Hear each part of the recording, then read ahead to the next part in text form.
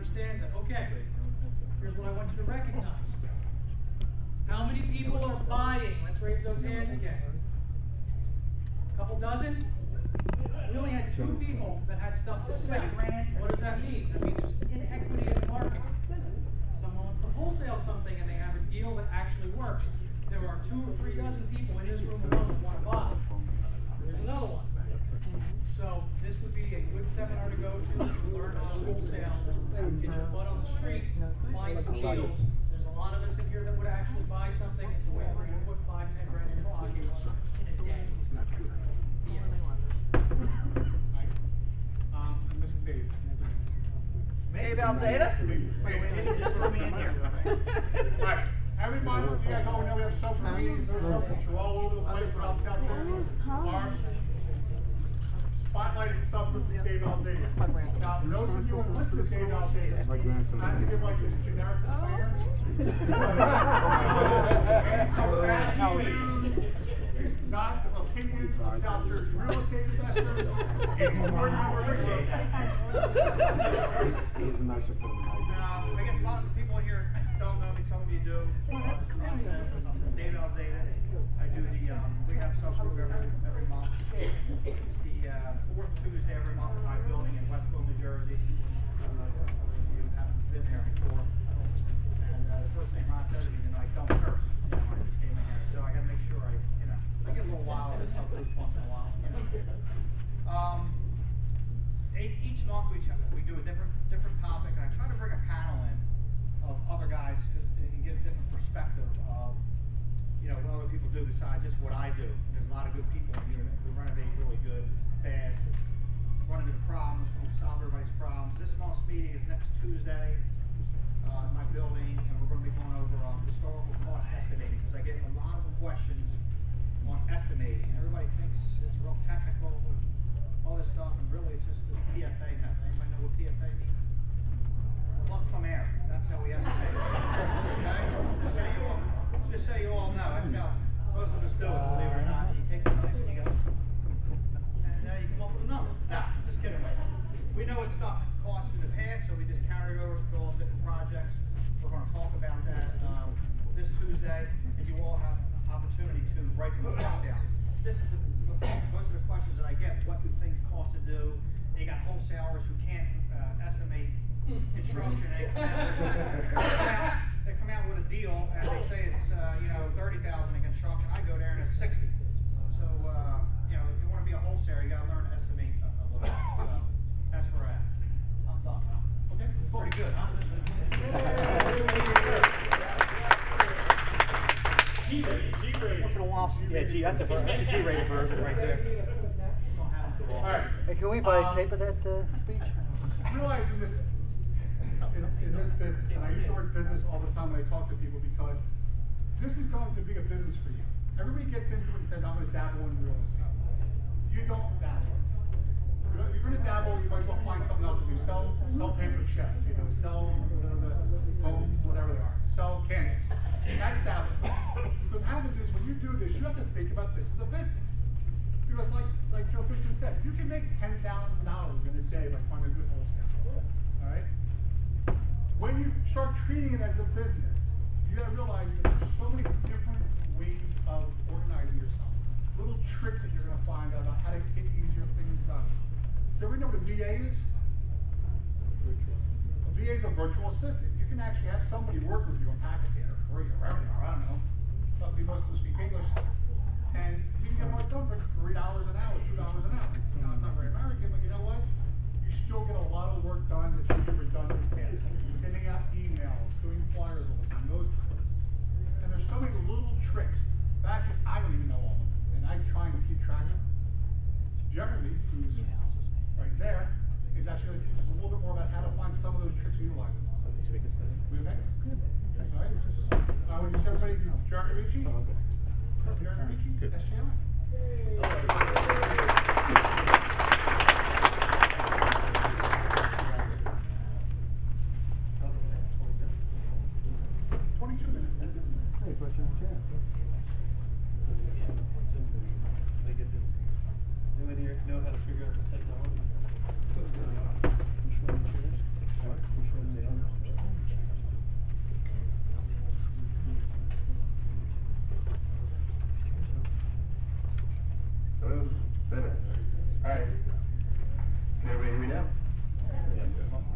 As in commercial. Custom, okay, we're good. Get this market thing running here.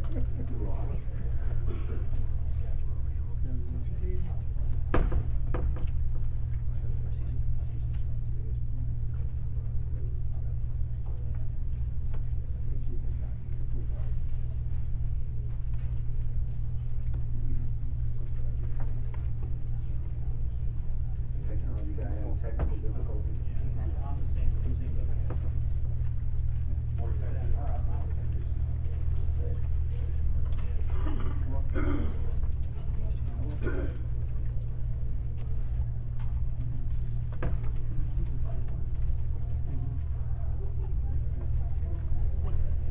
we go. Is there a phone lights that can get turned down a little bit?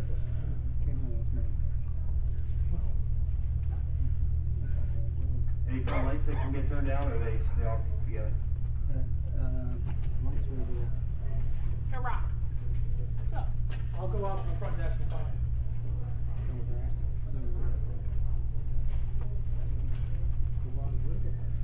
Alright, so I'm Jeremy Ricci. They call me Investor Gadget. I love real estate. I've been in the real estate business full time since, geez, it's been 10 years now. So I primarily invest in real estate. I buy houses. We also, Phil Falcone and I, many of you know Phil Falcone, he's in the back. She and I own a real estate brokerage together as well. And we have a We Buy Houses office. And technology thing is something that's kind of a hobby, but I also like teaching it. So, this is me, the Investor Gadget. For $30, you too can have your own caricature. They send it, speaking of Pakistan, they send overseas the virtual assistant for $30. They do a nice little caricature. There you go. So, we're going to talk about some different technology stuff today. I made a little presentation I call Technolo Jeopardy. Now, here's how it's going to go. This is like a game show, except for nobody wins anything, except for some education. I have 4 categories. ROI is what? What does ROI stand for? Return on investment. Okay. We're going to talk about how to use technology to track your marketing. I like to call myself a marketing technologist. So I like using technology to keep track of things. A lot of people say when they call your phone number, hey, how'd you hear about us? And they'll tell me, well, I saw your billboard. I don't have any billboards. So it tells you how reliable, humans are. Humans are very unreliable. So you got to depend on technology, not humans. Category 2, things I put in the TSA bin. I have a bag full of goodies here. I'll show you some of the stuff that I have and how you can use it in your real estate business. There's an app for that. I'm sure everybody has a. Does anybody have smartphones in here? Actually, I don't even think they're called smartphones anymore. They're just phones. Somebody that has one with just buttons, I don't know what they call that. Paperweight, yeah. And places that begin with www. So I was going to make a game like between the landlords and the flippers and wholesalers. How many landlords are in here? How many flipper wholesalers? And it's not fair, so we're just going to all play together. It's good to see a lot of landlords. That's great. Okay, so we'll do something. ROI is why first. In your real estate business, I'm a hoarder of phone numbers. I have so many phone numbers. I have a VA in the Philippines, and the first task I had her do was write a spreadsheet of all my phone numbers, so that people knew, what's this number for? How do I get access to it? What's this number for? There's two things when you're starting a real estate business. People say, okay, should I get a local number or should I get a toll-free number? Now I have plenty of both, but you have to decide how you're putting yourself out there. And from a marketing perspective, there's advantages to both. So with a local number, it shows that you have local presence. It shows that you're in that market. You're going to send out a letter. It's really nice to actually have a local number. For a toll-free number, there's an advantage in that nobody can block their caller ID to a toll-free number. Toll-free numbers, it's not called caller ID with a toll-free number. They call it ANI. And ANI, if somebody's calling you and you have a toll-free number, who's paying for the call? You are. Whoever owns the number is paying for the call. So minute, you're paying for that call. So you have the right to know who's calling you. So that's one advantage. If you're doing any marketing tracking, and if you use a toll-free number, a good reason to use that is because you can always run a report and see every single person that's called that number. So that's a reason. And I'm a big fan of 800 numbers, just like I'm a big fan of .coms and not .nets, or 800, not 866, 855, all that junk. 800 is like the one that everybody knows is toll-free. You start using 855, oh my gosh, do I have to pay per minute, 99 cents a minute if somebody would be breathing heavy on the other end of the line, what's going on? And also, I'm a big fan, in Jersey, I think, here is it what? It's 609 here? See, now you got 856. 856, that's not one of the original ones, that's like the add-on words. 609. Is 609 still here or not at all? Yeah. Okay. So like in Philadelphia, for example, the way you know if it's an original exchange, it either has a 0 or a 1 in the middle of it. So in Philadelphia, we're 215. And all the cell phones and all these new phones are 267. I absolutely hate 267. It's like 215, people know I'm from Philly, 267, like where's that? So I don't know, that's just a preference thing. There's an interesting thing. The service provider that you have and the phone number that you get are two separate entities. So a lot of times I like the vanity numbers. Like I have in the office we have 215, 321 sell. I have 321 sold, 321 cash. So I like having numbers that are easy to remember. And what I do is I scope out where I can get these numbers, and whatever vendor has them, that's who I sign up service with. And then I immediately change to the vendor that I like their monthly plan.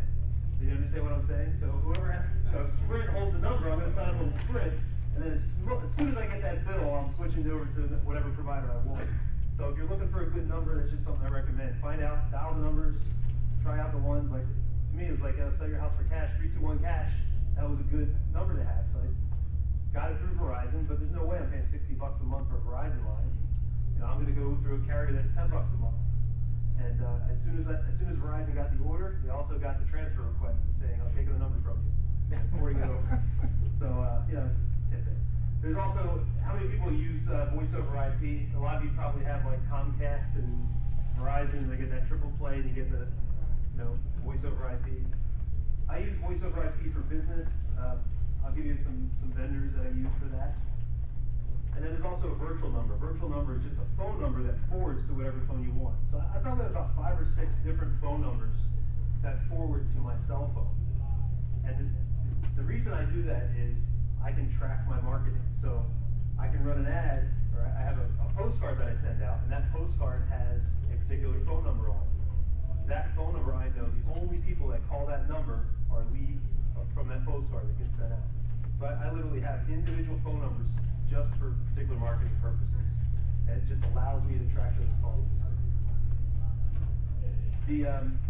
Back to the 800 number, it looks more corporate. If you're going for that corporate, there's two, when you're marketing yourself as a real estate investor, you can go to the, hey, mom and pop, I'm just around the corner from you. I'm interested in buying your house. I'm Jared. Or you can say, we buy the universe, here's our 800 number. So that's really just a preference thing. So any questions about local toll-free numbers real quick before we move on? But yeah, how do you just call Verizon like customer service and try to get the a vanity number like that? Or how do you do that? Vanity numbers, there's some good vendors out there. I've used, to find the numbers, I've used Verizon. Basically what you do is you find the number you want, and then you look who is the carrier that has that number. How do you find that? And there's a web source called phonefinder.net, F-O-N-E, finder.net. And I actually bought, I own 1-800-YOU-SOLD-IT. 1-800-YOU-SOLD-IT, the fastest way to sell your house guaranteed. And 1-800-YOU-SOLD-IT, I got from Penn State University. It was actually a number that was in use by the physics department at Penn State University.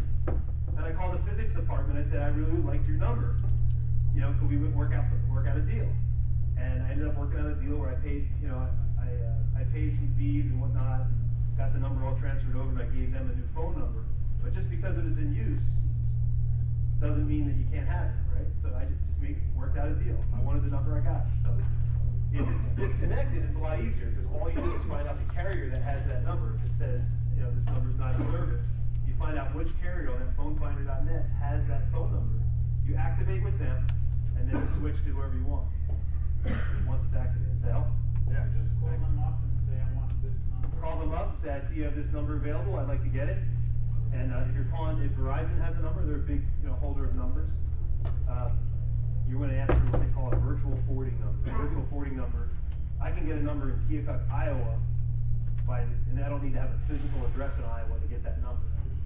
Google Voice is another good source for that. Google Voice is a free phone service that Google puts out that forwards to your cell phone. So we're buying houses in Sarasota, Florida right now on the Siesta Key, which is the beach of Sarasota. We're trying to buy some beach houses down there, and I have a 941 area code, so that when I send out my marketing down there, people are calling a local number. They have no idea they're getting me up in Philadelphia. They're just calling the local number that's on the card. It comes right to my cell phone up here, and hopefully they don't want me to come over that day.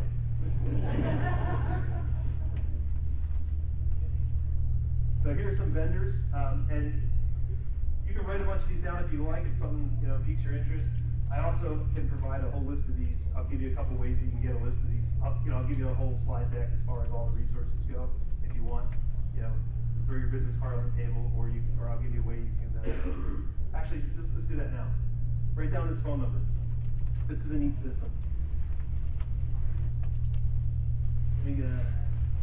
All right, just write this number down. 800-800. Notice I didn't say 855 or 866. 800-565-2160. 800-565-2160. And if you hit extension 123, it'll allow you to put your fax number in, and it'll automatically fax you back a list of all these resources. So I'll update it, but that's the phone number you can call. So if you forget, if I speak too fast and you forget to write something down, call that number and you'll get all these. What's that number one more time? 1-800-565-2160, extension 123. I'll tell you exactly what that is in a little bit. So here's the different resources. Google Voice, Skype. I use Voice Eclipse in the office. Voice Eclipse gives you 2 phone lines, including e-faxes for $20. So for $10 a month, I get lines on there. And Call 8, I get toll-free numbers from these guys. They're like $2 a month for a toll-free number, like 6 cents a minute. And this Talk to Me, they're $15 a month, but unlimited calls. I don't have to pay anything per minute, which is phenomenal. So, a couple resources there. All right, so I'm going to switch over here. Let's go to the gadget section.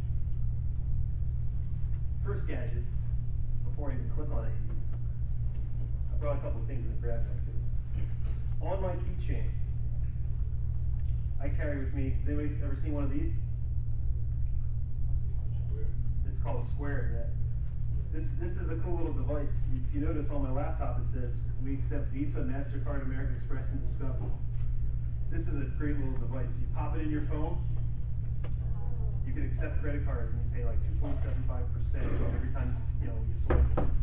And this is something I use when we sell books, we sell consulting calls, whatever it is. Boom, swipe it right through here, and I can take it. Anybody take credit apps from people on the spot? You can sit there and say, oh, here's your application. Sorry, I don't have my checkbook. Hey, do you have a credit card? Here's an app fee. Great, now I'll run your credit.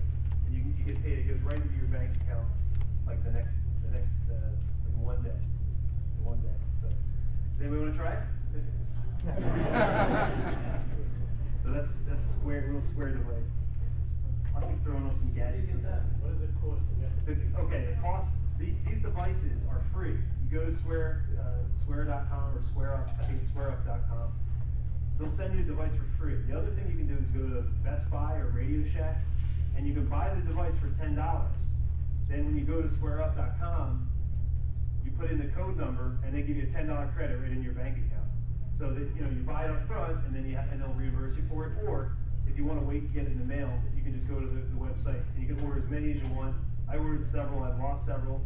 I even ordered this little doohickey, which is really nothing more than like a headphone jack on a keychain, because I couldn't figure out what the heck to do with the thing when I wasn't using it. So it just goes on my keys and works. So That's a square up. Like. So I don't know. I'll go to another gadget here. Right now, is anybody using digital video cameras to record their properties? A lot of you use your cell phones. You can do that too.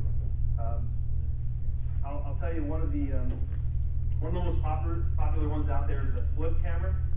There's a really bad image of the flip. It looks great on my screen. This is one that Phil's actually recording in the back with the ZI-8. This is a ZI-8. The ZI-8 is better quality than a flip camera. It also has a very important feature. If you're looking for one of the things, if you put videos out there on YouTube or you're using videos for marketing your properties, the audio quality is so much more important than the video quality.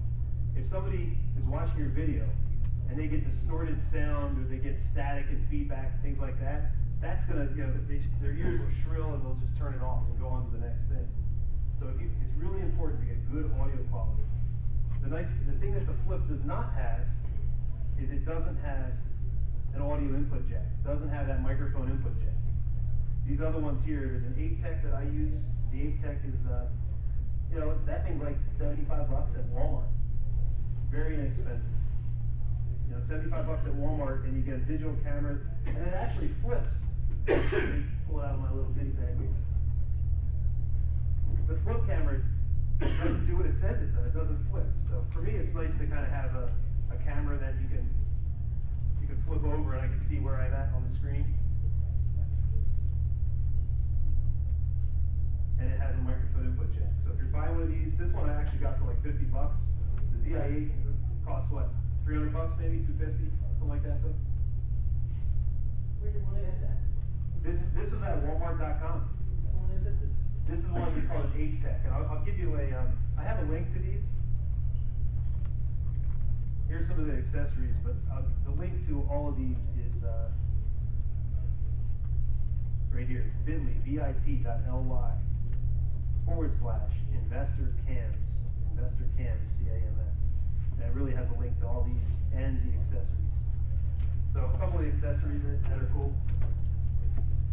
This is, if you don't want a bouncy picture, this is what we call the poor man's Steadicam. This is about $14 in parts at Home Depot and a couple weights from Sports Authority. And you can pop your video camera on here, screw it on, and then you won't have that jittery video. You can actually, this is great too for kids' soccer games and stuff. You can run down the field, But it's like 5 pounds of weight, and once this thing's secured on there, I haven't typed the video all the way. It takes all the jitteriness out of the video. The other thing that you want to get is a wide-angle lens. And they make these little magnetic lenses. They fit on that ZI-8 Kodak camera. They fit on this camera. You basically pop the wide-angle lens on there. How many people have seen pictures on MLS or whatever of a bathroom, and all you see is like 4 tiles and the edge of the toilet? Yeah. The wide-angle lens is what you need to fix that problem. So a lot of you, if you have the digital SLR cameras, like the professional cameras, those will go wide angle. You can take one of these little $50 cameras, and I spend maybe $30 on the lens and $50 on the camera. I spend the microphone, the camera, and the lens each cost about the same, like $50 a piece. Because those are important additions to that. So this is the microphone here that I use. This is an Audio Technica mic, and it basically plugs right into the camera, and it's a little lapel mic. You stick it right on your shirt or whatever, and you can go around. And even if I'm using this, I'll put the microphone here, and I'll talk, and it'll be really clear. It's a high quality mic, not the stuff that they build into the cameras, which is really low quality. So if you're thinking about doing video, I highly recommend it. Put the videos out on YouTube. Link to link to your videos on your websites. These are some of the things I think are really important. And again, the website bit.ly/investorcams, and that'll take you right to Amazon, where it'll list all the files and that stuff. You can check it out. Let's see what else we got here. There's an app for that for $100. Okay. This is something that some of you are probably very familiar with. A lot of the smartphones now have, I got a couple with me. I got an iPhone, got an Android phone. of the guys that carries multiple phones. A lot of these have applications now where you can go and based on the GPS that's in the phone, it'll tell you all the houses that are for sale. By the way, if you need, don't think that you need to remember all the stuff that I'm telling you. Just know what's out there, and you can always hire a high school kid to figure it out for you. Okay? So you can absorb this and say, you know what, he mentioned something about that GPS thing. You don't have to implement this all yourself. But anyway, there's these, you can essentially run comps. I mean, how important is it to run comps in this business, right? You need to know what values are. So a lot of times with your mobile phone, there's Realtor.com, there's a bunch of applications out there. You can just go right in, based on where you're standing, it'll give you all the houses that are available for sale around you, all the houses that have sold around you. Now, limited in what you can see, but it's a great tool to have. And here are a bunch of those. Has anybody heard of these? Smarter Agent is one. That gives you based on your GPS coordinates. Of course, you have Trulia. There's one that I've used called Zip Realty, Realtor.com, Redfin, iPhone popular one called Nearby, RealQuestzilla, LoopNet, BlockShopper.com. That's great for Philadelphia. So there's a link. There's a whole bundle of these links. This is called a Bitly is a service I use. It shortens the URL, so you can take a long URL and shorten it to something real small. And the link to this is bit.ly, bit.ly /investor apps. Investor with a capital I, apps with a capital A. Investor apps. There's a whole bundle of links there. So if you're driving by that house, you see a house that's for sale, and you want to know how much it is, you can actually pop on your phone, and right here on the phone, I can grab, not only can I see how much it's going for, but I can see interior photos. Pull over the car, wow, there's the living room, wow, it's a nice picture of the kitchen, and see that right on your phone. And it's a pretty valuable tool just to think like, 10 years ago, you couldn't even imagine doing something like that. So.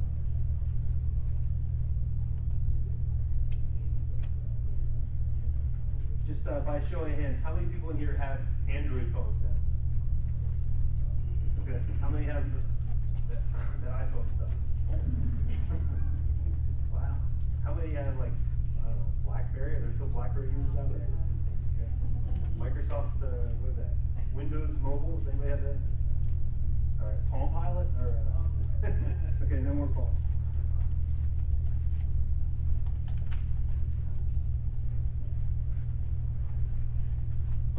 All right, so I'll give you a web resource, places that begin with www.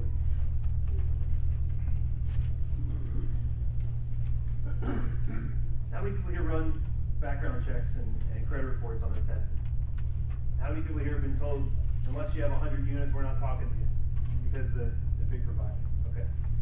This is a resource through TransUnion, screeningapplication.com.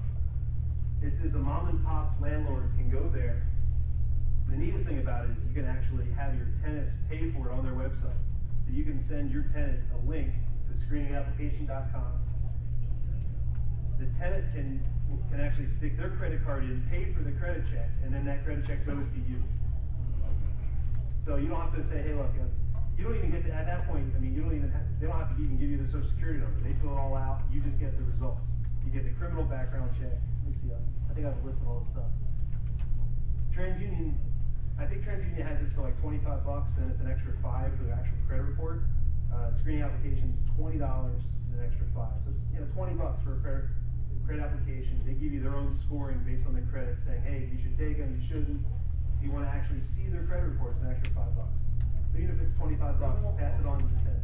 Criminal also? Criminal, yeah. It says it's credit-based leasing recommendation, so it doesn't tell you exactly what their credit is on that first level report for $20. On the second one, it does. It does national criminal report, including sex offender, rental fraud warnings, and then automated renter identity verification. So that's where it actually asks them questions about their credit report. Who's which company do you lease your car from? And if they don't answer it correctly, it'll say, sorry, you're not. We don't think you are who you say you are. So for an additional $5, they give you immediate access to the credit report, viewable credit scores, and then also a detailed rental address history, so you can look at the previous houses and stuff.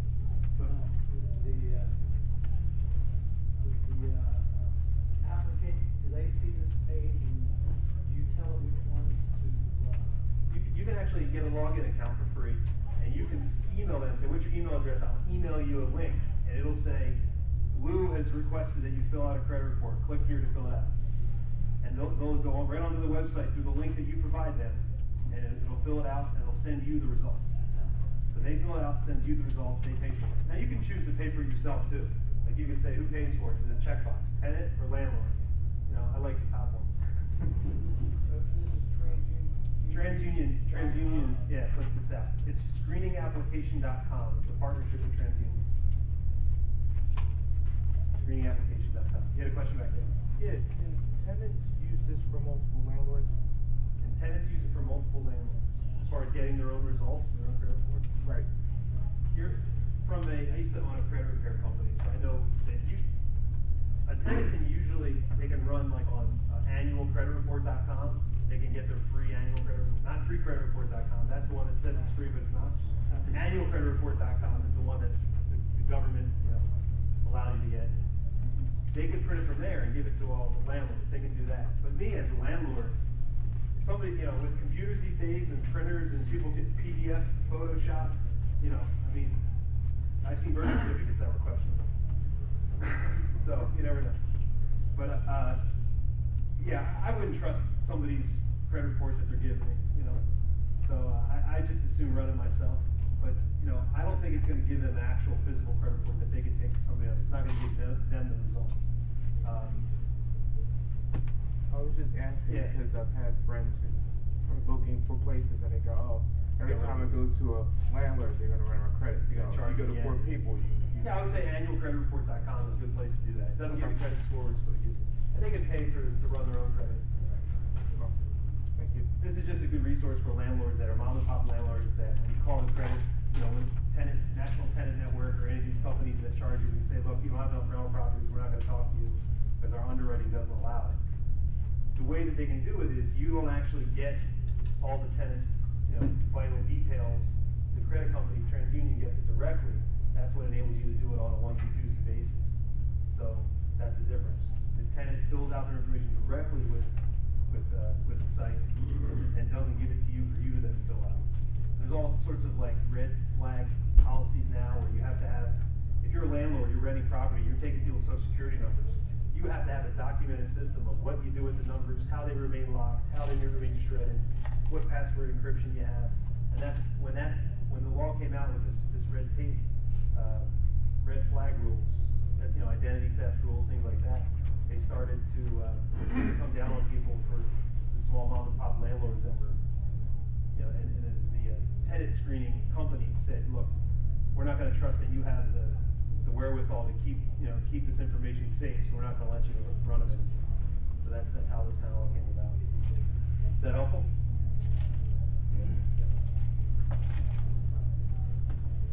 All right. What's the next category? Pick somebody choose. Anyone? Raise your hand. Things I put in the TSA. Things I put in the TSA. Or a grab bag is like a little bonus over here. That's my little grab bag for 200. We just talked about the phones. I love Android. Said my disdain for iPhone. Now, since I wrote this slide, I did give Apple $99, and I do have an iPhone. I regret that. I like tinkering, so Android for me is like obvious. iPhone locks down everything. You can't touch anything. It's like the new cars where it's, you open the engine and you just see like this plastic thing covering it. It says, where's the engine in this thing? Or the old cars, you can mess with stuff, spark, whatever.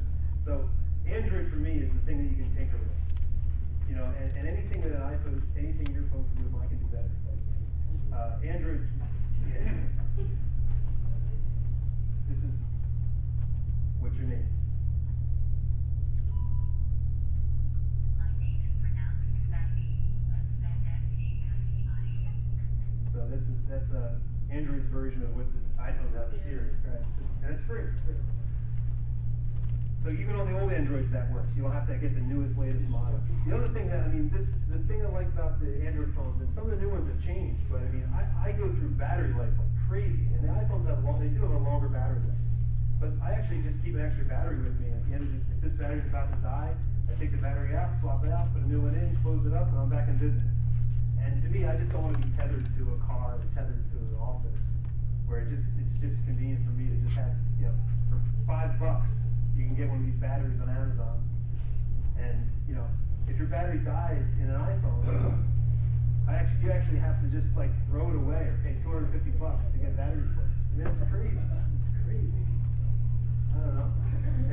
And when Steve Jobs died, I thought they would all stop working, but they were. Android is everything else. Android is pretty much Google's version of operating system. So Best Buy, all the carriers, Verizon, Verizon, Sprint, T-Mobile, AT&T, they all have Android. And Android is open source. It allows anybody can contribute to making software. Whereas when somebody writes an application it has to go through Apple's, security, guidelines, and it has to meet all their criteria on this. So iPhones are probably less likely to crash, but at the same time, it's like the FDA. You have to wait for the drug approval process. Like all these people are dying and we can't get the drugs approved, right? Same thing. So Android, you can get your application out there like that. Now, is there some security issues? Possibly, yeah, sure. The iPhone and I asked them, when are they coming out with 4G? That's that totally just major. Yeah, 4G iPhone. I said, guess what? I'll look at somebody else.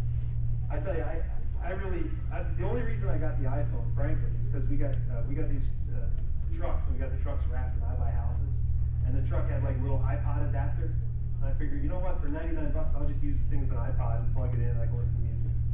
But it still pains me that I have to actually connect this to iTunes on my computer in order to move stuff over to it, and I can't just like in this one here, I just take the card out of my computer, stick the card in the side. An iPhone, you have the 8 gig model, the 16 gig model, the 32 gig model, and all these choices if you want a larger storage. With my phone, I just pop out the 8 gig chip and I put in the 32 gig chip. And that's it, I'm done. With the iPhone, you have to sell it on eBay and then recoup some of the money you paid for it and then go buy a new one at full boat retail price. So anyway, I do have both, but I love Android. Screen size too. Screen size. No, seriously, when you're looking at a screen, size doesn't matter. Here's a little comparison. I have the Evo phone, which is HTC. I really like HTC, but there's some good Samsung ones out there. Bitly, I love it. bit.ly/Evo iPhone Fight. It's basically like a battle royale with the phones, and they put them head to head. There's another one that's kind of it's rated R, but it's bit.ly/iPhone Bash, and it's a really funny cartoon, but it has some profanity in it. It is case sensitive too, but there's people that are into Macs and into Apple, and they never won't be. It's just they'll always be, and I'm of the opposite. I like things to be open source. I like to tinker. iPhone doesn't really allow me to do too much of that. So anyway, all right. So that's my gadgets for 200. Next category. Who's got it?